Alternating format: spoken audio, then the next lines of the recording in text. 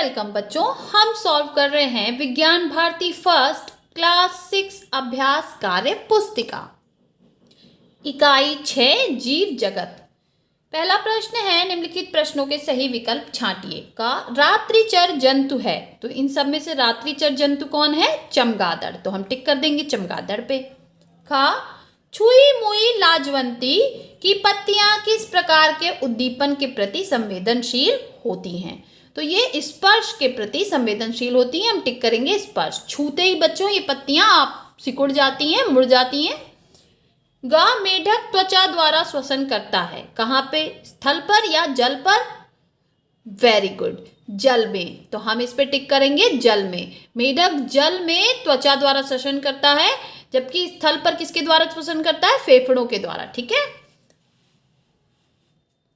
घा निम्नलिखित में किस प्रकार के पौधों की लंबाई कम होती है? शाक, वृक्ष या झाड़ी? तो सबसे कम किसकी होती है? शाक की। अंगा पौधों में श्वसन की क्रिया होती है, पौधों में श्वसन क्रिया किसके द्वारा होती है? पर्णरंध्र या स्टोमेटा के द्वारा, तो हम टिक करेंगे ऑप्शन 4।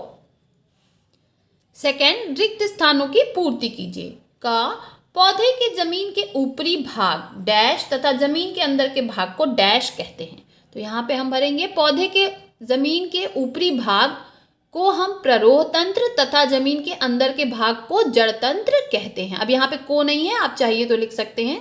खा स्वपोषी पौधे अपना भोजन डैश की उपस्थिति में बनाते हैं, तो यहाँ हम भरेंगे स्वपोषी पौधे अपना भोजन सूर्य के प्रकाश की उपस्थिति में बनाते हैं, और इस प्रक्रिया को हम क्या कहते हैं बच्चों? प्रकाश संश्लेषण। ग कत्था गोंद व हींग पौधों के डैश पदार्थ हैं, तो ये कैसे पदार्थ हैं? पौधों के उत्सर्जी पदार्थ हैं, यानी पौधे इन्हें उत्सर्जित करते हैं। जैसे हम पसीना निकलता है हमारे शरीर से, उसी तरह से कत्था गोंद व हींग पौधों के उत्सर्जी पदार्थ हैं। घ सभी जंतु तथा पौधे श्वसन की क्रिया में डैश गैस बाहर निकालते हैं, तो ये हमें पता है कार्बन डाइऑक्साइड गैस बाहर निकालते हैं। अंगा गाजर की जड़ें डैश आकार की होती हैं, तो गाजर की जड़ें किसके आकार की होती हैं? शंकु के आकार की होती हैं। तीसरा प्रश्न है, निम्नलिखित में सही कथन पे सही तथा गलत कथन पे गलत का चिन्ह लगाइए।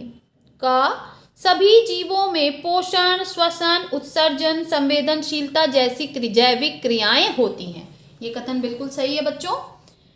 खा बच्चे देने वाले जंतुओं को जरायुज कहते हैं, ये भी बिल्कुल सही है। अमीबा बहुकोशिकीय जंतु है, ये तो गलत है। शुतुरमुर्ग का अंडा सबसे बड़ी कोशिका है, ये बिल्कुल सही है। पेड़ पौधों में वृद्धि एक निश्चित आयु तक होती है, ये गलत है बच्चों, क्योंकि पेड़ पौधे जीवन पर्यंत बढ़ते रहते हैं। फोर्थ क्वेश्चन है, स्तंभ का तथा स्तंभ खा को सुमेलित कीजिए। अब यहाँ पे कुछ लिखा है, यहाँ पे कुछ हमें मिलाना है। मनुष्य सर्वाहारी होता है। रंध्र रंध्र द्वारा वाष्पोत्सर्जन होता है।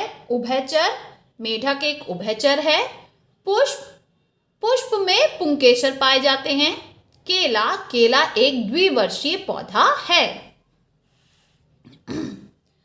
पांचवा प्रश्न है, निम्नलिखित में जो बेमेल है उसे छांट कर लिखिए। का सरसों, सूरजमुखी, लौकी, कवक, तो इनमें कौन सा बेमेल है? कवक। ख कछुआ, पक्षी, मगरमच्छ, मेढक, इनमें से कौन बेमेल है बच्चों? पक्षी। क्योंकि शेर, बकरी, हिरन, गाय, इसमें से बकरी, हिरन, गाय शाकाहारी हैं, जबकि शेर मांसाहारी है। गाजर, मूली, आलू, सलजम, गाजर, मूली, सलजम जड़ें हैं, जबकि आलू तना है।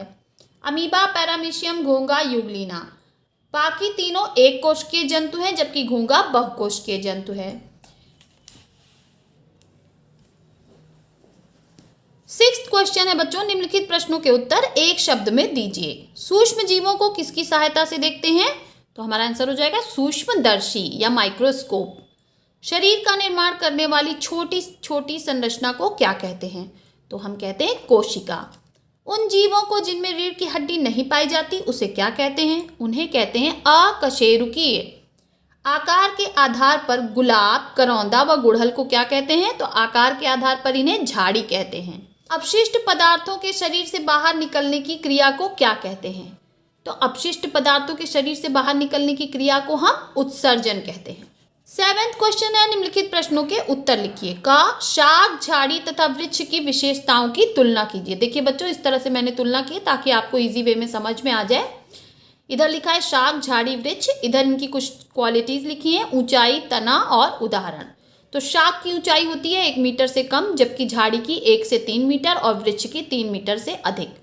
शाक का तना कोमल व पतला होता है, झाड़ी का कठोर होता है, जबकि वृक्ष का मोटा और काष्ठी होता है। शाक के उदाहरण है मक्का, मटर, पालक। झाड़ी के उदाहरण है गुलाब, गुड़हल।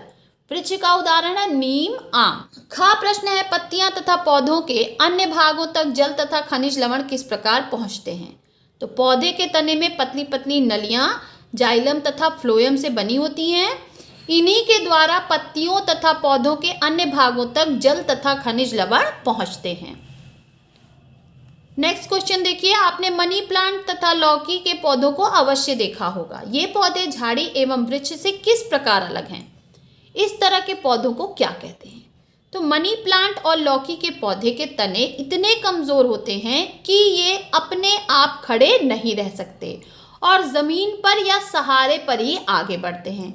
इन्हें हम विसर्पी लता कहते हैं। इन्हें हम क्या कहते हैं, विसर्पी लता। घा, हम पौधे के उन भागों को खाते हैं जिनमें भोजन का संग्रह होता है। जड़ तथा तना के ऐसे 4 उदाहरण लिखिए जिनका प्रयोग हम खाने के लिए करते हैं। तो जड़ के उदाहरण जिन्हें हम खाते हैं, गाजर, मूली, शलजम, शकरकंद। तना के उदाहरण जिन्हें हम खाते हैं, आलू, अदरक, अरबी, गन्ना।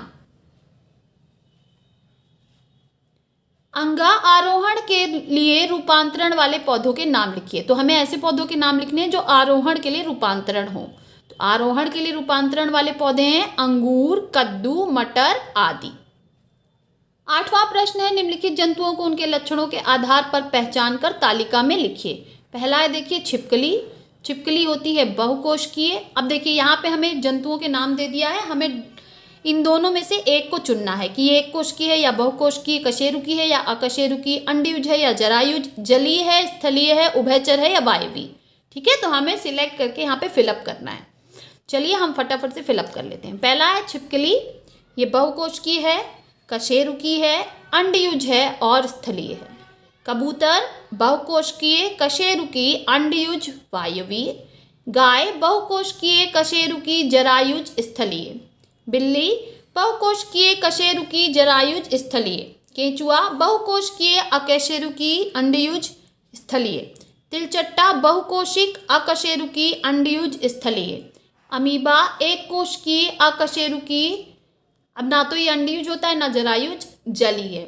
मुर्गी बहुकोशिकीय, कशेरुकी, अंडयुज तथा स्थलीय। 9वां क्वेश्चन है, नीचे दिए गए जंतुओं को उनके भोजन के आधार पर छांटकर तालिका में लिखिए। अब ये ढेर सारे जंतुओं के नाम दिए हैं, इन्हें हमें शाकाहारी, मांसाहारी और सर्वाहारी में अलग अलग लिखना है। अब इसमें में से देखिए बच्चों, शाकाहारी कौन कौन है, बकरी, गाय और कबूतर। मांसाहारी जंतु कौन है, शेर, गिद्ध और मेढक। सर्वाहारी जंतु कौन है, मनुष्य, चूहा, कॉकरोच, कुत्ता, बिल्ली और गिलहरी। अब देखिए मेढक को आप ज़्यादातर कंसीडर हम मांसाहारी में ही करते हैं, जबकि ये कभी कभार कुछ पेड़ पौधे भी खा सकता है। इसी तरह से कबूतर को भी शाकाहारी ही जंतु माना जाता है, लेकिन ये कुछ कीड़े मकोड़े खाता है, लेकिन मेनली इनको शाकाहारी ही माना जाता है। तो ये दोनों आपके थोड़े से एक्सेप्शन हो सकते हैं, लेकिन बाकी सारे आपके बिल्कुल सही हैं।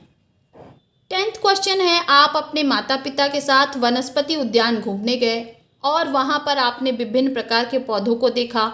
देखे गए पौधों के नाम के साथ उन्हें पुष्पी, अपुष्पी, शाक, झाड़ी और वृक्ष में वर्गीकृत करके तालिका में लिखिए। अब यहाँ पे मैंने अपने हिसाब से लिखा है, आपको अपने हिसाब से लिखना है। ठीक है, यही सेम टू सेम नहीं लिखना है। आप जो देखते हैं पेड़ उनके बारे में लिखिएगा।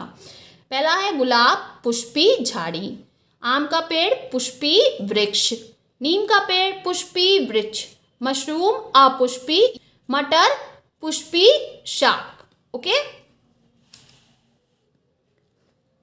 नेक्स्ट क्वेश्चन है, नीचे दिए गए चित्र को पहचान कर बताइए कि यह पौधे के किस भाग से प्राप्त होते हैं। तो मूली जड़ से प्राप्त होता है, आलू तने से प्राप्त होता है, गोभी पुष्प से प्राप्त होता है और प्याज तने से प्राप्त होता है।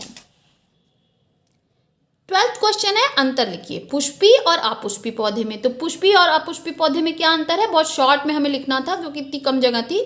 तो इसमें पुष्प और फल पाए जाते हैं, इसका एग्जाम्पल है नीम और गुलाब। अपुष्पी पौधों में फूल नहीं पाए जाते, इसका एग्जाम्पल है कवक और शैवाल। सेम कशेरुकी अकशेरुकी, कशेरुकी में मेरुदंड या रीढ़ की हड्डी पाई जाती है, जबकि अकशेरुकी में मेरुदंड नहीं पाई जाती। कशेरुकी का एग्जाम्पल है बिल्ली और अकशेरुकी का अमीबा। 13th क्वेश्चन है नीचे दिए गए चित्र के विभिन्न भागों को नामांकित कीजिए। सेम फिगर बेटा आपके बुक में भी दिया है, आप चाहिए तो उससे भी देख के लिख सकते हैं या यहाँ से भी लिख सकते हैं। देखिए ये क्या है, अंडाशय। अंडाशय के ऊपर होती है वर्तिका और सबसे ऊपर वर्तिका के भाग को हम कहते हैं वर्तिकाग्र। और ये क्या है, ये चारों हैं पुंकेसर। 14th क्वेश्चन है नीचे दिए गए जंतुओं को संरचना तथा प्रजनन के आधार पर संकेतों के अनुसार लिखिए। अब यहाँ पे कुछ जंतुओं की लिस्ट दी गई है, अमीबा, पैरामीशियम, हाइड्रा, घोंघा, मछली, मेढक, कबूतर, गाय, शेर, बिल्ली, छिपकली, युगलीना। इसमें से हमें कशेरुकी, अकशेरुकी, अंडयुज, जरायुज, एक कोशिकीय, बहुकोशिकीय को छांट के फिलअप करना है। इन जानवरों में से बच्चों मछली, मेढक, गाय, शेर, कबूतर, बिल्ली और छिपकली कशेरुकी हैं, जबकि घोंघा, अमीबा, पैरामीशियम, हाइड्रा और युगलीना अकशेरुकी हैं। घोंघा, मछली, मेढक, कबूतर, छिपकली अंडयुज हैं, ये अंडे देते हैं, जबकि गाय, शेर और बिल्ली जरायुज हैं, ये बच्चे पैदा करते हैं। फिर अमीबा, पैरामीशियम, युगलीना ये एक कोशिकीय जंतु यानी केवल एक कोशिका से बने हैं, जबकि हाइड्रा, घोंघा, मछली, मेढक, कबूतर, गाय, शेर, बिल्ली और छिपकली बहुकोशिकीय हैं, यानी ये एक से अधिक कोशिकाओं से मिलकर बने होते हैं। 15th क्वेश्चन है निम्नलिखित संकेतों की सहायता से वर्ग पहेली को पूरा कीजिए। यहाँ पे कुछ संकेत दिए हैं बच्चों, इससे हमें इस वर्ग पहेली को पूरा करना है। देखिए उभयचर जंतु का नाम, तो यहाँ पे क और आ दिया था तो हम भर देंगे कछुआ। सेकेंड बहुवर्षीय पौधे का नाम, देखिए यहाँ आ दिया है तो आम। कीड़े मकोड़े और मछली खाने वाला पक्षी, देखिए यहाँ बगुला लिखा था तो हमने ला बना दिया बगुला। नेक्स्ट एक कटीला पुष्पीय पौधा, अब यहाँ देखिए गू दिया था तो गू से गुलाब। नेक्स्ट पौधे के जमीन के अंदर का भाग, अब यहाँ पे देखिए ड़ दिया था तो हमने बना दिया जड़। अपस्थानिक जड़ों वाला पौधा, अब देखिए माँ दिया था तो मक्का। कुंभी रूप जड़ का नाम, अब देखिए श ल दिया है तो हमने बना दिया शलजम। ठीक इसी तरह से नेक्स्ट ऊपर से नीचे अपुष्पीय पौधा, अब का और का दिया है तो कवक। शाकीय बहुवर्षीय पौधा, दू दिया था और घा तो दूब घास। बहुवर्षीय झाड़ी, देखिए यहाँ गुड़ा दिया था ला तो गुड़हल।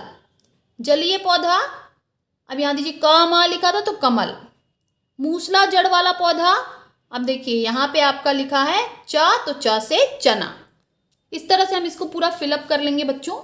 अगर आपको क्लास 6 के साइंस के चैप्टर्स को कार्टून के द्वारा पढ़ना है तो आप मेरे चैनल की प्लेलिस्ट पे जा सकते हैं, जिसमें आपको क्लास 6 के लगभग आधे से ज़्यादा चैप्टर्स कार्टून के द्वारा पढ़ाए गए हैं और आप जाके वहाँ से पढ़ सकते हैं। बच्चों अगर आपको मेरे वीडियोस अच्छे लगते हैं तो मेरे चैनल को लाइक करें, सब्सक्राइब करें, इस वीडियो को ज़्यादा से ज़्यादा शेयर करें।